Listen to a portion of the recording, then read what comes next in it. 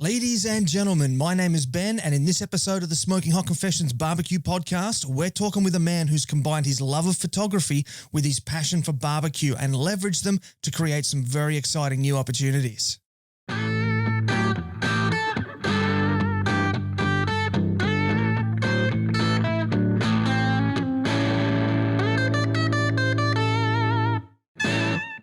Hey family, I hope you're well wherever you are and you got that thin blue smoke rolling. This is episode 114 of the Smoking Hot Confessions Barbecue Podcast. Now, before we get into this ripper of an episode, I've got a couple of announcements that I want to share with you. One of them is super exciting. So Meat and Fire Media Services has officially launched now. So we're taking all of the things that we do here at Smoking Hot Confessions and making those services available to other businesses who are looking to build their brand and engage more customers. We're kicking things off with our very first online course, Brand Building Through Strategic Social Media Marketing. In this course, we take you through the exact systems, strategies, and tools that we use here to promote Smoking Hot Confessions. The lessons are videos with downloadable worksheets and transcripts to make sure we have everybody's learning styles covered. And as a launch special, we want to give all you podcast listeners a 25% discount on this course. If you're ready to take social media marketing seriously, head on over to meatandfiremediaservices.com/all-courses and use the code word podcast at checkout. Now, if you would like to help us out, do give this video a like and a share on Facebook. If you're watching on YouTube, give us a thumbs up, a subscribe, and hit that little notification bell. If you're watching on IGTV, give us a heart and a follow. And finally, if you're listening on a podcast app, please do give us a 5-star rating and review. It only takes a minute of your time, but it really helps us out a lot. Okay, so now in today's episode, we are talking with a man who is no stranger to either an SLR camera or a Weber Kettle. His knowledge of media and his passion for barbecue saw him land a spot on the inaugural series of Dipper's Backyard Barbecue Wars. He's now started his very own, very successful YouTube channel and is well on his way to becoming the next Pitmaster X. We're chatting with the one and only Dean Schumann, or Schuey to his mates. So today we're going to learn how Dean got hooked on Meat and Fire, what was it like to be part of Australian barbecue TV history, what life's like now he's a bona fide TV celebrity. We're going to delve into the world of YouTube and how he's finding being a YouTuber, which coincidentally also happens to be my 8-year-old son's career choice at the moment. And we're going to finish out this episode with a double lesson. So this is going to be a first for the show. Shuey was so generous, he's actually decided to come up with 2 different lessons for us to close out the episode. He's going to give us some tips for taking better food photography and also how to create a great YouTube video. So without further ado, let's get stuck into this episode.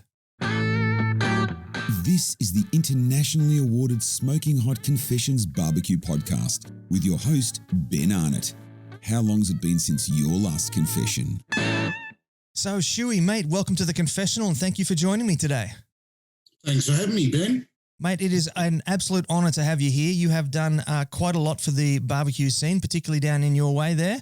And so I just want to kick things off by asking you, what was the last thing that you barbecued? The last thing I barbecued actually was just chicken wings yesterday. I've had some tradespeople coming through. I didn't have a lot of time yesterday, but I just, any trades that come through, I like to feed them. And the guy said he didn't have much time. I said, look, I'll do some wings. So he punched about 20 wings and then went home.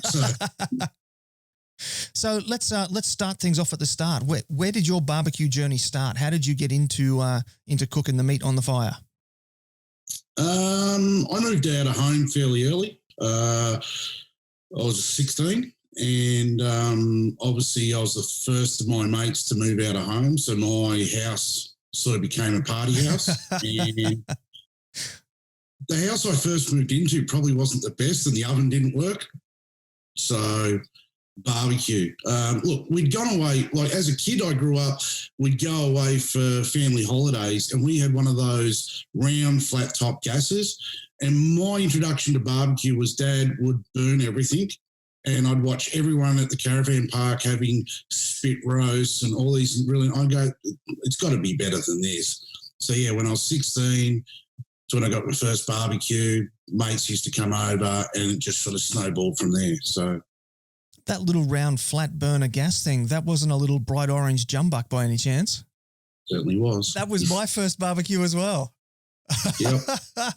Oh, well, that was Australian barbecue back then. No one was really doing low and slow back then. So, I know the Americans don't refer to what we generally call barbecue. They say it's grilling. So, but if you, back then, as you would know growing up, someone said come over for a barbecue, it meant black sausage covered in sauce, possibly a black chop, and a well done steak. So Yeah. And let's not forget the blackened onions.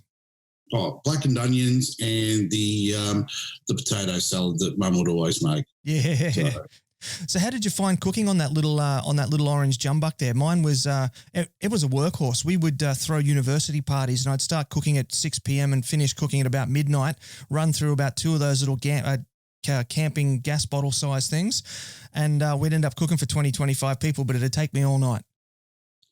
Yeah, look, I mean, as I said, the oven didn't work, so that meant there was no stovetop. And, so bacon and eggs on it, you name it, lunch, dinner, everything just got cooked on it. So I sort of progressed from there. And it was probably about a year or two later that is when I got my first kettle. So, and that sort of opened up, a whole new world of possibilities, you start to cook roasts and stuff like that.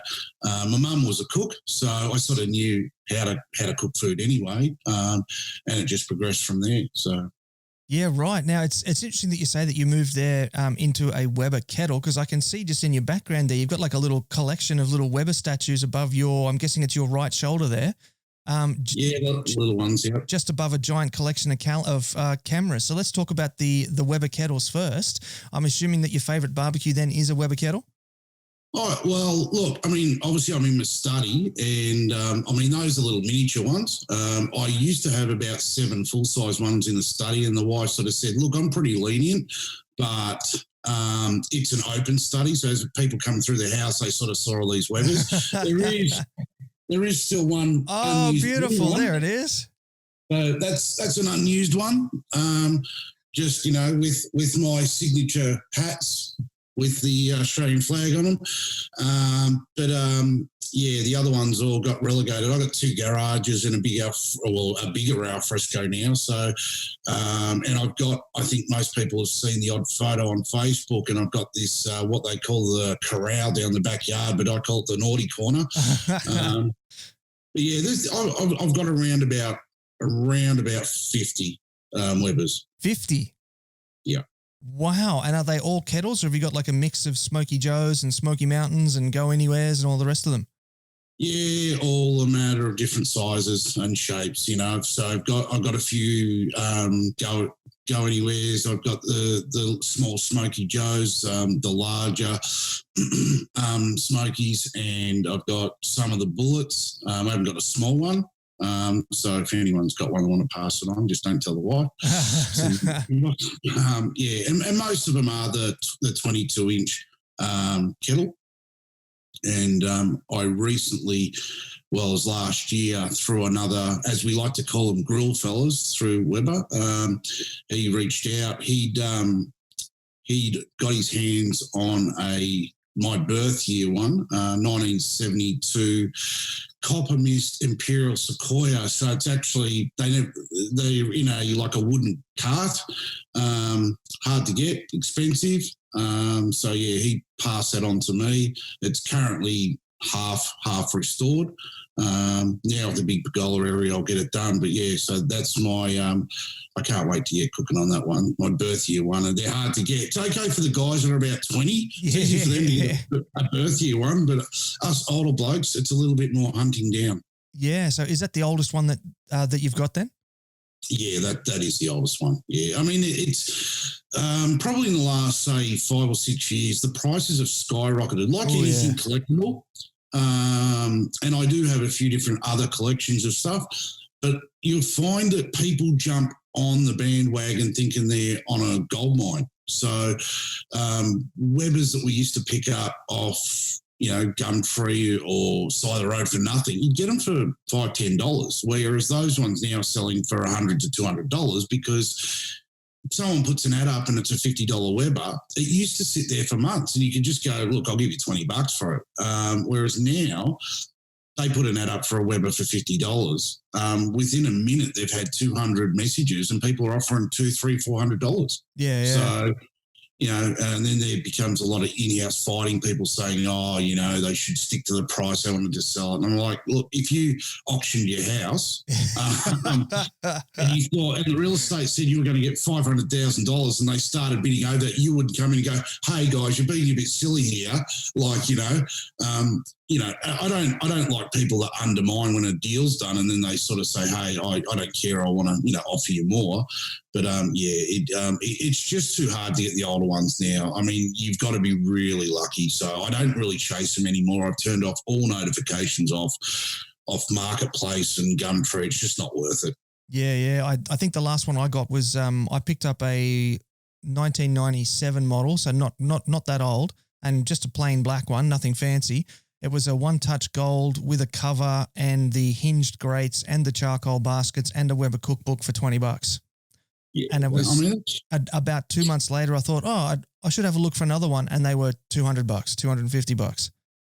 Yeah, it's look, and it comes back to that old saying. I mean, they all do the same thing. I know new guys that come onto, like, say, the Weber page, and they see people fighting over these different colour, different sizes, and they're like, they all do the same thing. They do, but like anything collectible, people want certain things. They want either the whole range in a certain year, or they want what's known as the standard colour scope, which is a red, a blue, a green, a brown, and a black.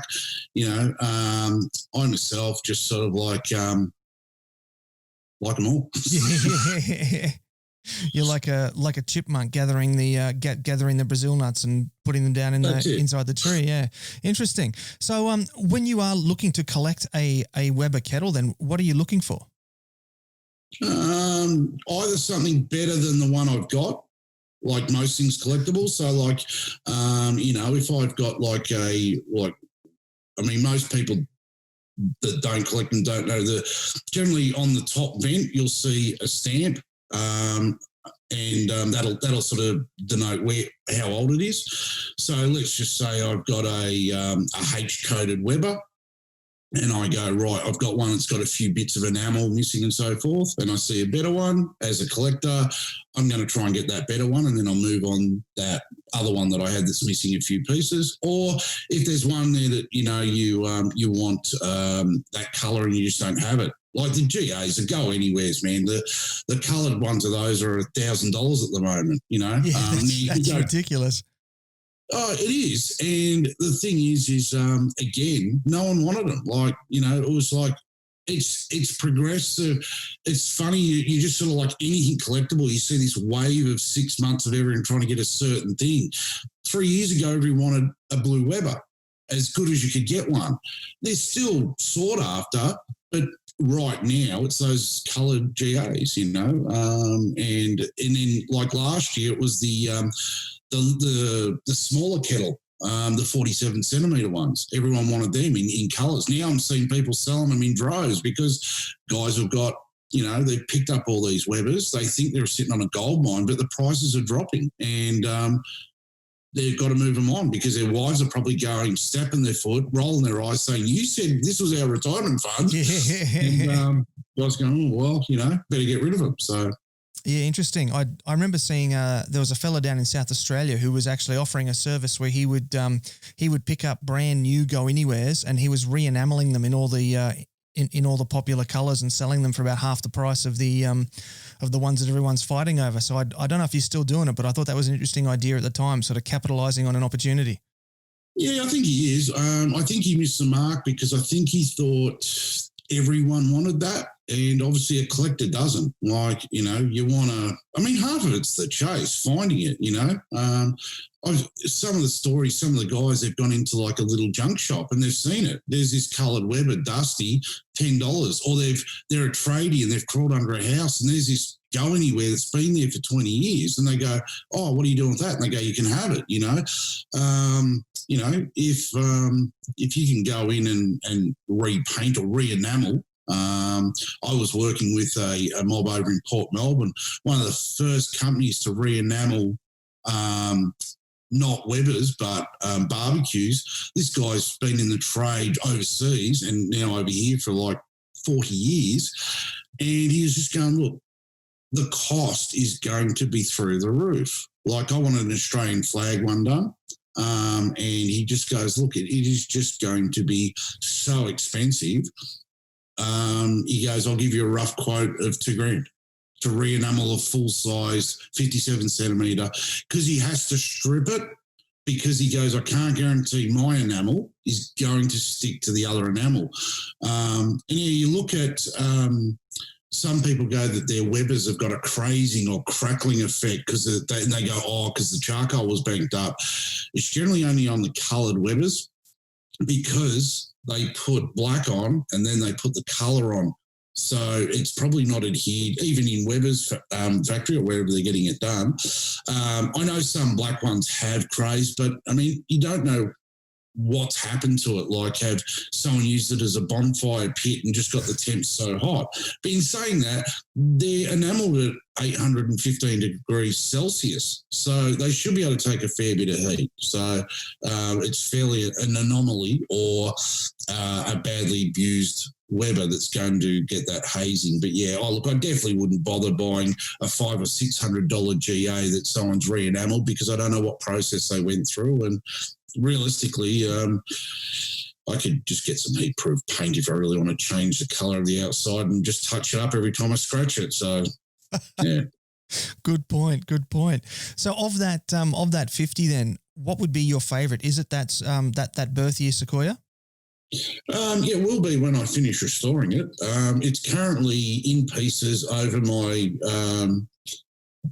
my 50-year HGU. So I can't get that out of the garage because, I mean, the garage is chockers full of like tools and stuff, but also Webers and stuff. So I've got like a little pathway I can make my way around it, but I don't have shed space where I can openly restore stuff. So I took it all apart. I've done the rough sand on it to take the cart back to just wood. And I'm halfway through doing the finer sand on it, and I just need space to stain it. And because I've had the big pergola area built, I should hopefully get that done over the next couple of months. But yeah, look, other than that, I think the white one, I had a guy advertise a few years back, and he just happened to be 2 minutes down the road from me. I didn't know that. He just put up a post on the Weber page and said, hey, I got a white or an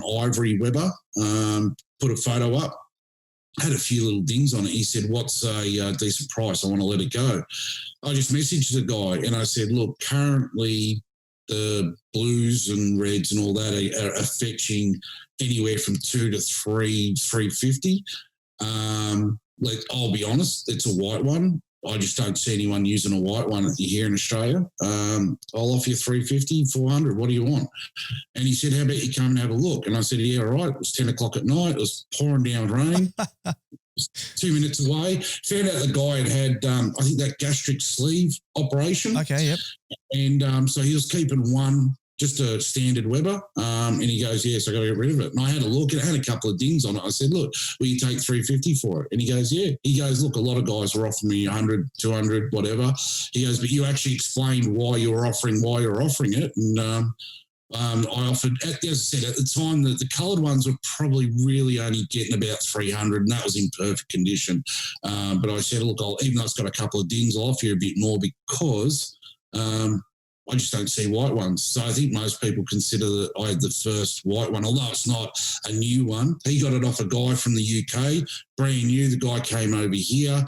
Then he wanted to go back home, and he brought it off him and had it for a couple of years. But now since guys have imported older ivory kettles from America and so forth now. So, but yeah, I use that one all the time, and purely just to stir other people up that don't have one. Yeah. Got a project you'd like to work on with the SHC team? Shoot Ben an email on ben@smokinghotconfessions.com and let's have a conversation. Alrighty, so from that competition experience with Full Metal Kettle, then is that how you ended up being a part of Dipper's Backyard Barbecue Wars? No, it's a reversal, actually. Okay. Me and my wife had taken the family over to Bali for the first time in 2016. We came back. We'd gone to the movies with the kids, and we said, look, let's just grab some takeaway. I said, look, let's look for something different. And we drove. We were local. We drove down, saw a restaurant open that said Asian. We went in there, liked the food, got talking to the owner. We used to go in there a fair bit, and my wife goes, he actually produces a couple of fishing shows. And by that stage, he'd come over at the end of our meal and shout me a few beers, and we'd have a bit of a yak while the kids were having a yak, and the wife would have another wine. And I just said to him one day, look, I love my fishing. I grew up on the beach and at Port Phillip Bay, and I just said, how about a barbecue show? He goes, what have you got in mind? So I told him the idea that I had, which was every cooking show on TV follows that same format. Celebrity judges, focus on the drama, have to be a Michelin star chef, and kick people out. I said, how about we just have some Aussie humour, maybe 4 blokes, all cook a meal, all taste it, have a beer, have a laugh, but also share some tips along the way. Over probably 8 months, he'd come up and sort of say, tell me that idea again. And then one day I got a call. He goes, mate, I got my production team in my restaurant. Can you come down now? I want you to spiel to them. We did that. He said, right, I need you. You can go pick the other people and you're going to be on the show. It's your idea. So I actually called Juzzy or Justin Gradden from Smokeface Grillers. And I said, mate, I told him of the idea. Would you like to be on it?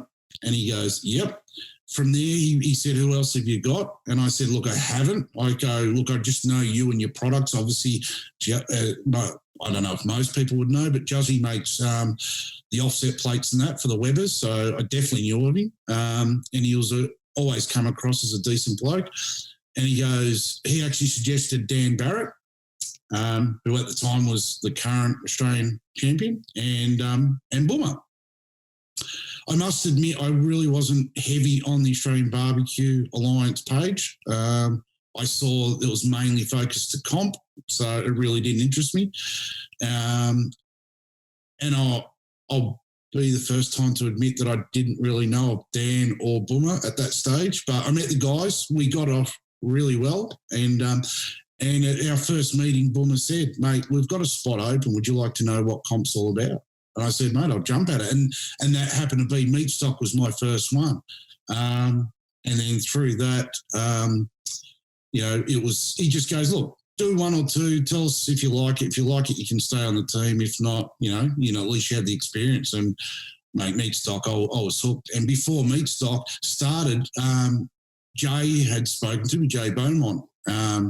And he goes, mate, we're doing a Weber display. I've seen your Webers. Would you mind doing a display? And I said, yeah, mate, I'd love to. So, that's why that sort of happened, and set up the ute and took in some different coloured Webers and so forth and set them up. And, the bug hit. I love comp, but I just don't know when I'll get back to it. I definitely will at some stage, but I might even do a little float around other teams that are competing and just sort of put my hand up, even if I'm, washing dishes or picking parsley or whatever, just to help out. But I like the atmosphere is great, and I definitely miss catching up with the guys because, as you would know, you speak to guys online and guys from interstate, you probably only see them 2 or 3 times a year, but when you see them, it's like you've seen your best mate again and you just hit it off again. So definitely love it. But yeah, that's how it happened. It was the TV show, the idea,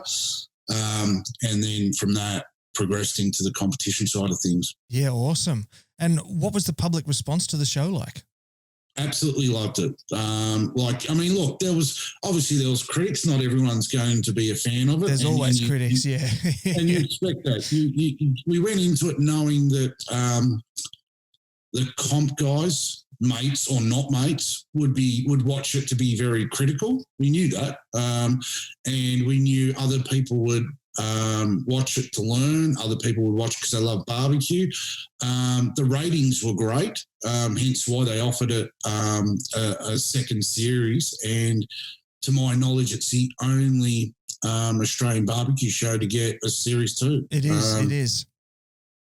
So, to know I don't know, a lot of people know, even though it was my idea and I was meant to be progressing forward, and so are the other boys. None of us are on board with season 2. There's other people. I won't delve into it too much why, but I can sit back with a big smile on my face going, I did that. I made that. And look, it was a team of people that did it, but it was my idea. It wouldn't have happened if Boomer didn't jump on board. It wouldn't have happened if Dan. And then Dan at the last minute he had so much on that Scott Gould just jumped in at the last minute and said, mate, I'm on board, whatever you need. And realistically, I think Scott became the star of the show. He's a character. He knows what he's doing. And he was able to articulate it to the general public. But yeah, it's with Juzzy, Boomer, Scott, myself, there was a couple of people behind the scenes and so forth like that. The media guys and the sound engineer. These guys had worked on some big stuff away from that pilot. It was fantastic, and it was just fun. We did all 8 episodes in 1 week. Wow. It was grueling but fun. It really was. It's I'd like to say to anyone, if you can do it, do it. But it just does. The opportunity just doesn't come up, to create your own TV show. But it nearly didn't happen. 7 and Mate sort of showed some interest. Then it sort of died down a bit. They're the ones that decided they wanted a competition aspect of it. So, spoiler alert, I wrote who won each episode. I had mates ringing me up going, mate, can't you cook? What's your problem? But, it was, it was fun. It really was. It was, I tend to be a half glass full, and, even though it was a big slog, us guys, I think we'll all look back on it and go, it was fun. Even the 2 pilots we did, we had so much fun doing those. We did the first pilot in my backyard was on the hottest day in summer that we'd had for years. And then the second pilot we did on the coldest and wettest day we'd had in years. And I'm not making that up. We're there with umbrellas in the pilot with rain coming sideways going, yeah, so it's lovely and warm. It's a great day for a barbecue. Yeah, so, we just sort of ad-libbed it and sort of said it's Melbourne weather, what do you expect? It's, you want a barbecue, get out there and barbecue. So, but yeah, it was fantastic. It really was. And, made some good mates out of it too. So. Absolutely, yeah. So was that that success of that TV show what motivated you to get into Schuey's Barbecue on YouTube? Yeah, to a degree. The fact that I wasn't progressing with the show anymore, and no one can tell me what to do. So although a watered down version of my original idea of having, say, 4 guys barbecuing and having that banter, and having a beer while you have that banter. That was the other thing. The beer got taken off us while we were filming. No. I don't know why. I did have a few mates ring me and say, hey, I can tell the episodes you had a few drinks. So Schuey's Barbecue is just, it was the idea I'd had for a while. And the more I thought about it, the more I delved into it. So I actually studied analytics on YouTube for about 10 months before I even hit record. Oh, wow. I didn't want to just jump in and go, hey, I'll see how we go. I sort of wanted to hit the ground running with a little bit of an idea. I had a plan, which was record it, tweak it, polish it, and then build it. Unfortunately, or fortunately, I should say, You can't control those things. So it builds itself ergonomically. I don't ask, I'll tell people, if you like it, subscribe, but I don't put a post up anywhere saying, get a mate to like it, share it and that. I want people who want to watch. And it just progressed. And then, as said, then sponsors jumped on board, approaching me and saying, how can we be a part of this? This is fantastic. I love the idea. And I said, have you got the right person? Are you watching? But it's just, it's blown me away. It really has. I had it in my head that I would like to reach 500 subscribers within a year. Within 8 months, I hit 1,000 subscribers. And for people that don't know, for YouTube, that's a hard thing. I know guys that have been doing this a lot longer than me, and they're at 200 or 300 subscribers and messaging me going, how are you doing it? I go, I'd tell you, but put in some hard work. Look, it's luck. A lot of it is luck. I found a niche. It's Weber's, so people come to me, and you've got to stick to that niche. I've seen a lot of people hit 1,000 subscribers and then go, you know what, I'm better than this niche. I'm going to do something else. And then they bomb and no one watches it and no one shares it. So it's, it's just a matter of luck. It really is. It's, and hard work and so forth, but and having fun. With whatever you're doing, you've got to have fun. If people don't see you having fun, why would they? Well, I wouldn't watch it, But yeah, so that's where the beer timer sort of thing comes into it. It's a bit of a jovial thing, cooked chicken wings. I know they normally take 30 minutes, so it's one beer. So my beer timer is one beer for every 30 minutes, except when you get someone like Justin from Smokeface Grillers, and it's like a case every 30 minutes. He leaves me out of beer. But the premise is then to move on. I want to have a Pitmaster series where I bring on other Pitmasters, because, again, once I started doing the YouTube, I had other barbecuers from comp teams just message me out of the blue around Australia and go, can we be a part of it? Yeah. And I go, yeah, man, if we can hook this up, then yeah. So I had this idea of a Pitmaster series. I've also got an idea. There's a lot of guys out there that are exceptional barbecuers that don't compete. So I'm going to do a backyard series of these guys. And I've also got a series on the Go Anywhere for camping. I've got a lot of mates that have brought them for the tips I've given them on how to use them, and they go, please make some videos. I go, well, it's there, but obviously under COVID, I can't get out and about. You're not allowed to. And now in Victoria, they're checking, where are you driving and where are you not driving. So it is, yeah. So it is part and parcel in sort of like a TV show. That's where that sort of want to make YouTube. But, yeah, no one can dictate, hey, do this, put this on. I want to try and keep it as family friendly as I can, except when I'm yelling at my neighbour who mows the lawns, which most people see when they watch the bloopers, or yell at the odd dog or something like that. But yeah, it's have fun, and hopefully someone can learn off me. If not, at least they're enjoying it. So. Yeah, for sure. Now, I know that one big question that a lot of people out there are going to be wanting to ask is, how do people make money on YouTube? How does the business side of YouTube work? Well, there's a few ways. So off YouTube itself, you've got to have 1,000 subscribers and 4,000 watch hours. You can then apply to monetize your account where you can put ads in. So we've all clicked on something and an ad pops up and you go, skip ad, right? So, but you'll make nothing on that. Not unless you've got 1 million followers.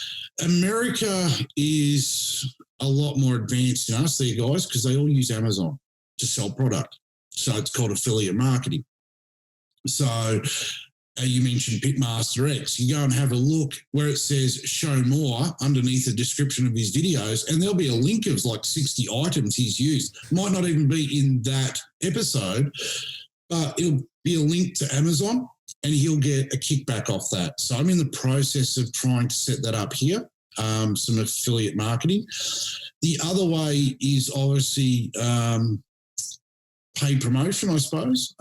My sponsors don't pay me anything. I told them not to. Some of them jumped at me and said, "How much do we have to give you? What to be on? What do you want? Stock, money? What?" I said, at this point in time, I just need product. I'd rather get it down to the point like in comp where it's not costing me anything or costing me as little as possible. But they all know in the back of their head that this is progressing. So I have since been paid for episodes. So like I said, that was early on. Mm-hmm. So I think it's more, if anyone wants to make money off their YouTube is, one, you've got to have people watching it. Otherwise, you just can't sell it. So you've got to show that there's progression there. And you've got to have that progression. You've got to put content up on a regular basis. Now, unfortunately, I haven't been able to, but it's still climbing. Once I hit that 1,000 subscriber mark, it still kept climbing. So my last video went up 4 weeks ago when you and me were talking earlier. I contracted pneumonia. In that 4 weeks, without doing anything, I've got another 80 subscribers come on board. Nice. Right. And another 2 sponsors that have reached out to me that we're in negotiation of where we go. And I've done nothing, but I think the algorithm with YouTube itself is once you hit that 1,000 subscribers, they sort of go, "Hey, you're serious about this." And I think they bump your video a little bit for you, because I have noticed the watching on some of the videos rise as well. But affiliate marketing, if anyone really wants to make some money on it, I think that's got to be. An Australian has to progress into that. So we've got Amazon here. Let's use it. Like it's not hard for a company to set it up. And then I know for a fact products that I use, and I love them all because I've knocked a lot of people back that wanted to sponsor me. If I don't agree on the product, I don't want to use it. I'm not brutally rude, or there just might be a contradiction with what I'm using. I think maybe it's too much of a crossover. But if I put up and say, "Hey, I'm using this today," and I'm putting it on that, people listen to that. So all my sponsors have said there's been spikes every time I use a product, which is what I want for them. They're helping me. I want to help them. And therefore, affiliate marketing has to be the way to go. It really is. I mean, all American barbecuers and cookers and stuff like that, or whatever, you look at any niche over there, they're all doing affiliate marketing, and just here, it's just not utilised. And realistically, it isn't that hard for a company to set up. So, as I said, I'm writing up a bit of a plan now, and I'm going to, over the next month or so, start contacting a few companies that I know that can benefit from it, and hopefully I can benefit. Because again, okay, they give me a product, I use it. Let's say a rub. They're out of pocket $10. They give me a link to Amazon where they can sell it. They'll know whether or not it's worth giving me that $10 product. But from that, I'm making money every time someone clicks on that link from me directly. Not a lot. I mean, I'm not expecting 90% of their profit, but and people just have to realise that you're just not going to get rich on YouTube. And if you're getting into it to make money, I think people will pick up on it. I've seen some YouTubers stressing that they're going, "Come on, I want to hit that 1,000 subscribers. I want to hit 4,000 watch hours because I want to make money off this." And people are going, "Well, I don't want to watch you because you want to make money. I want to watch you because you want to show me something, and it shows the stress in the person's face. And then you'll see them in a video stressing why no one likes their video. I'm like, no one's tuning in to hear you gripe and moan about, why you're not making money. So I would suggest if someone wants to do it, like your son, get into it, enjoy it. If you enjoy it, people will find you and they will like you, The only other way is, and then share it on an associated Facebook page. Don't ram it down people's throats. Don't ask people to get their mates to join, because then you've got this viewer base that are going to do nothing for you. They're not going to like your videos. They're not going to watch them. You want an ergonomic sort of growth in whatever you're doing. But, yeah, so enjoy it. Affiliate marketing, that's the way to go. You're listening to the internationally awarded Smoking Hot Confessions podcast with massive barbecue nerd Ben Arnott. Alrighty, so let's jump into the third segment now. You're going to bless us with two different lessons for us today. We're going to start off with food photography. So you are actually a photographer by profession. And so how about you lay some tips on us for getting the most out of pictures of our lovely food that we want to share on Instagram and whatnot? All right. First lesson, and again, if you actually were to do a course in photography, whether it be 4-year course or a weekend course, the first thing they're going to tell you is lighting. Lighting. Good lighting is going to make or break it. So good lighting is, best way to explain it is you want a big light source that's diffused. So a window with the sun coming through, and put something up you can buy like clear shower curtains, like opaque ones, and that'll diffuse that light coming through. The same as if you look in the sky and you've got the sun, and that a small light source is a hard light source. So if the sun's out, you look at your shadow and all the lines are really defined. Then watch it when the cloud comes over and diffuses it, and all the sharp lines disappear, and it's just a nice diffused light. Your shadow's still there, but there's no hard lines. You want diffused lighting, okay? You don't want harsh shadows on your food.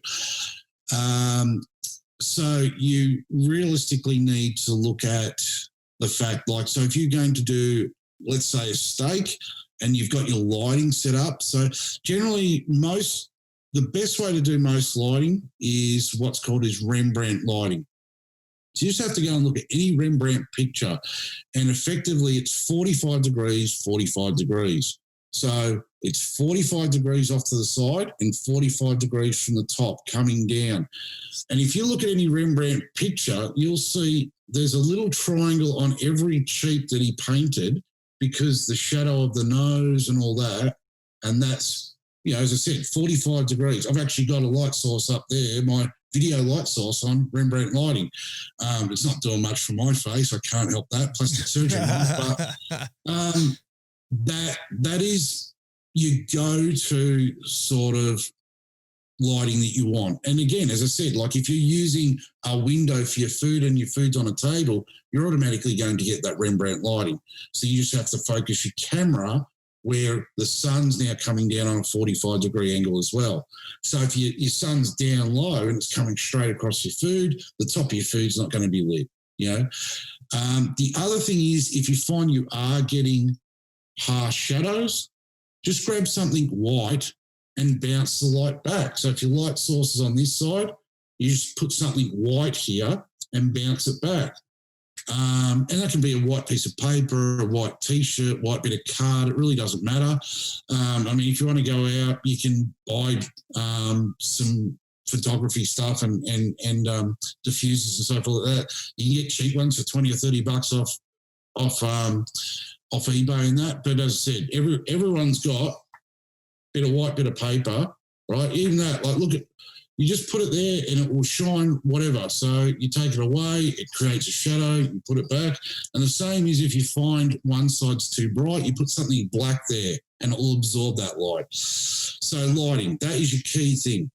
The second thing is food photography needs to make people hungry.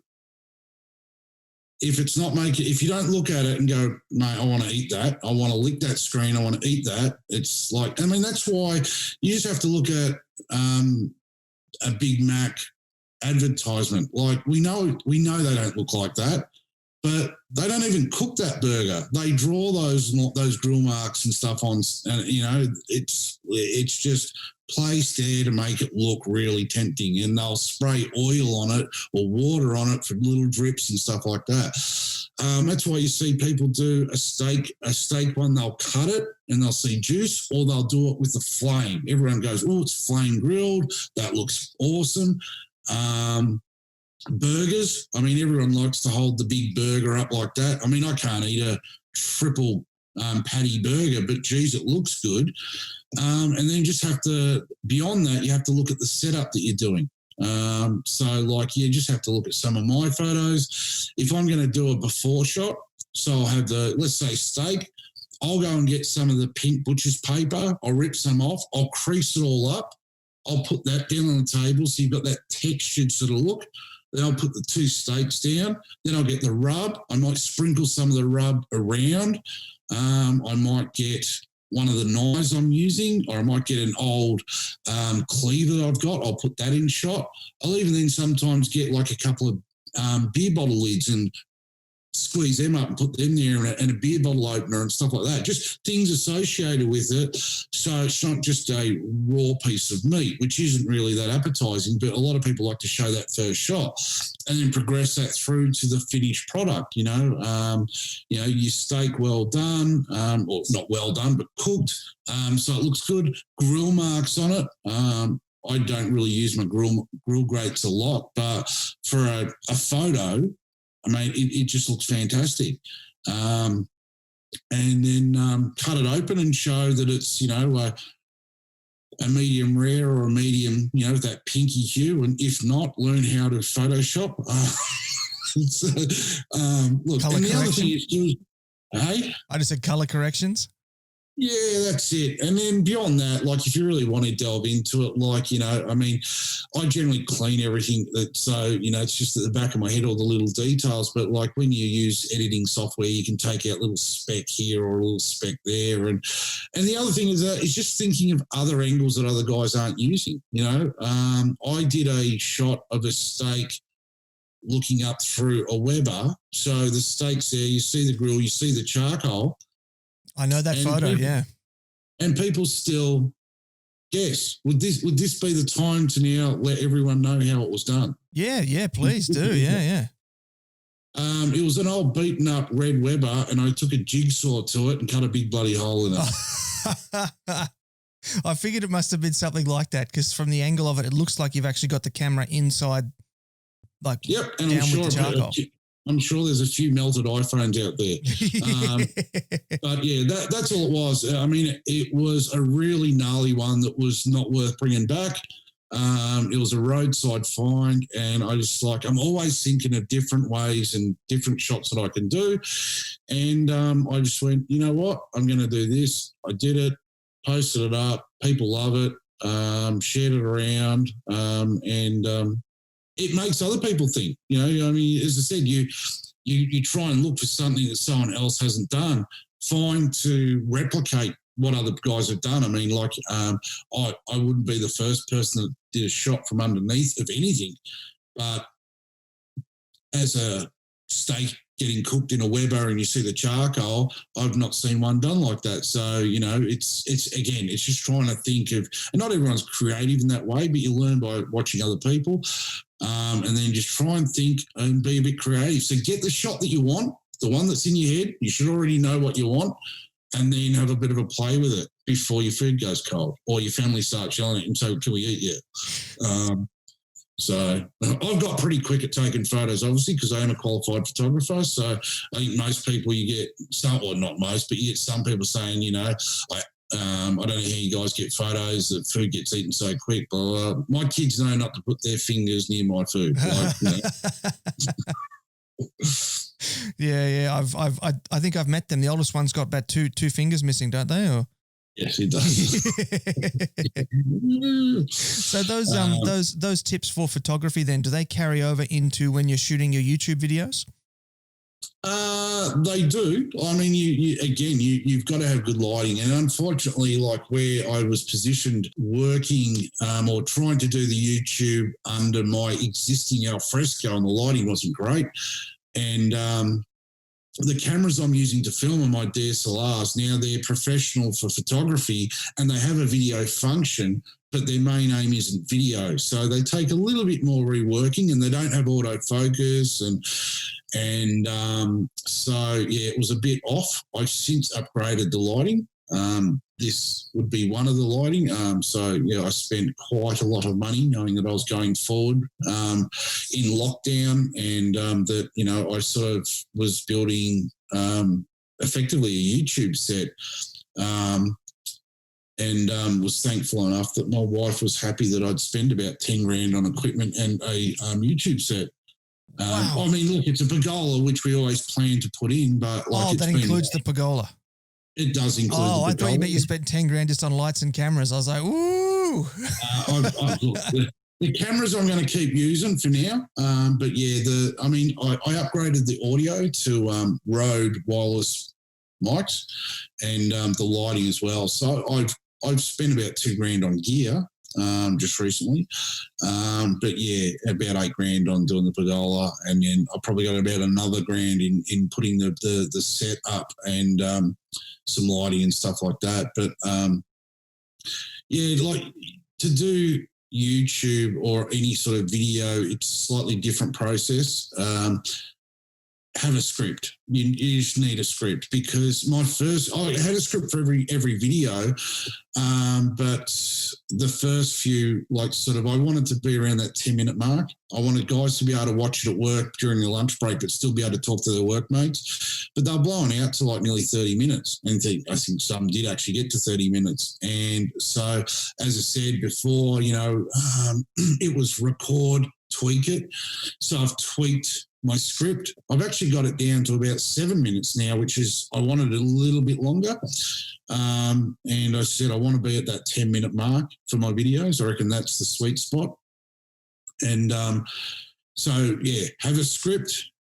You want B-roll footage. So B-roll footage is all that moving stuff in between. So I could be like, if anyone watches one of my videos, I'll start with 1 or 2 or 3 sentences, and then you'll actually see me doing it. Whereas on the earlier videos, I would say, hey, I'm about to put this roast chicken in the Weber. And then I'd film me putting the roast chicken in the Weber. So I've just doubled the time, and I didn't need to. So B-roll footage is me saying I'm doing something, and then the footage of me actually doing it is with me speaking about it. You need those, what they call the money shot. So you really want to see if there's sauce getting dribbled on it, if there's rub going on it, or if you're cutting through a brisket and you see juice going everywhere. That's what you want at the start of your video. You click on a video, just like a photo, you want to feel hungry. So someone's coming to my channel to see barbecue. They don't need to see this thing yapping at them for 2 minutes before they see food. So you want food up front. So you'll see all my videos have the finished product. No one wants to see the raw product. They want to go, right, I want to make that. How do I make that? So show a bit of that. Get in, tell them what you're doing. Don't tell them about your whole life story. Be nice and quick about it. I decided to put in a big, startup animation. I've done that. I come back and I remind them, hey, we're doing this with a little bit more information, and then we just get into it. And then I've got my stages. So you've got your prep. What are you using? How are you setting up your barbecue? What temps? How many beers you need to drink while you're cooking?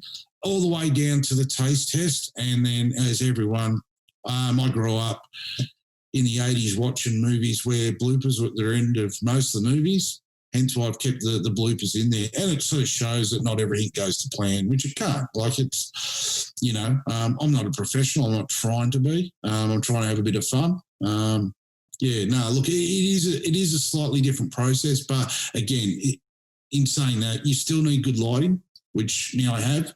I haven't used this lighting in any videos yet, as I said, because I have been crooked for the last month. Sound is imperative. Guys messaging me saying, like, again, going back, how are you getting views or subscribers? And I go, mate, you sound shocking. Like, I can't hear you, or it's, the wind coming through is like, no one's going to sit there and watch 20 minutes of that. It's just going to hurt your ears. You just turn off and you don't go back, unfortunately. And you had one chance sometimes to win someone over. Like this, they say there's 4,000 videos a minute uploaded to YouTube. So you've got to you've got a split second to make someone go, I like that, and I'm going to subscribe.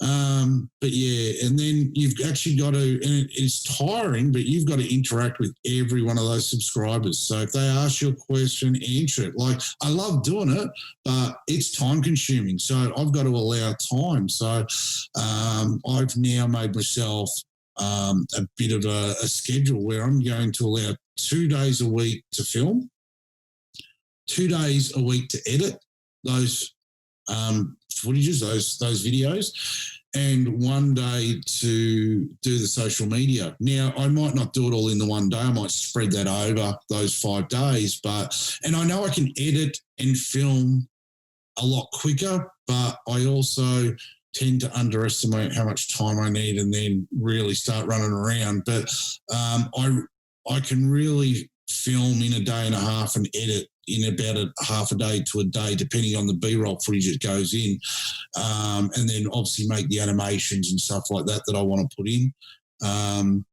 purely because I want to do a full cook every week and upload that on a Saturday, and I want to keep up with my how-to videos, like how to set up a barbecue, because a lot of people don't want to watch the whole thing. They're just going to, I know what I'm going to cook, but how do I do it? So, but yeah, YouTube is, your lighting, the sound, and content, and have fun doing it. Like, unless you're Angry Dad, which was great. I used to love watching that.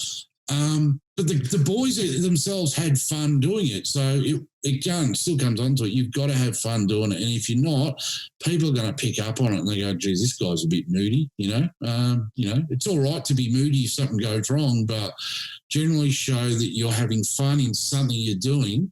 And other people out there will find it and they'll go, you know what, I actually like this. I'm going to hit that subscribe button.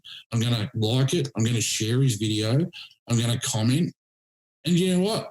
As I am just an average dad, but it's funny when people question me or send me a message and go, dude, I was so stoked that you replied back. I go, I'm not a movie star, mate. Like, get over it. Like, I'm just an average guy like yourself.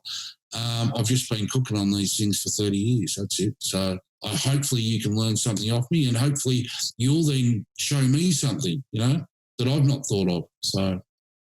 Yeah, there's some beautiful ideas in that, man, and that idea of that reciprocal exchange of knowledge. That's what it's all about. So listen, this is probably a good time now to start closing out this episode. So I'm going to throw the microphones over to you, and I'm going to leave it out to you now to give some shout outs to whoever you want to, put some thanks out there into the universe, and of course tell everybody where they can track you down on those social medias we've just been talking about. Yeah, sweet. Look, I think I have to start with the sponsors who jumped on board with me fairly early on, Nick and Cassandra from Slow Burn Smoking Wood. The next one is Tommy Delmont from Fixation Brewery. Then we have to look at Justin Gradden from JG Barbecue, Smokeface Grillers.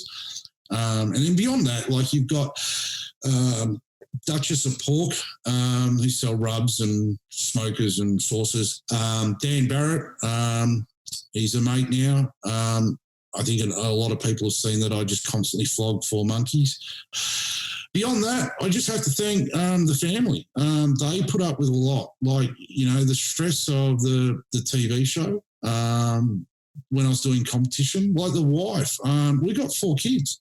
They mean so much to me. I'm a family man, so yeah, it's that'd be the biggest shout out. And a bit of a shout out to my neighbour, the one who mows his lawns all the time, because I do yell at him a lot. So,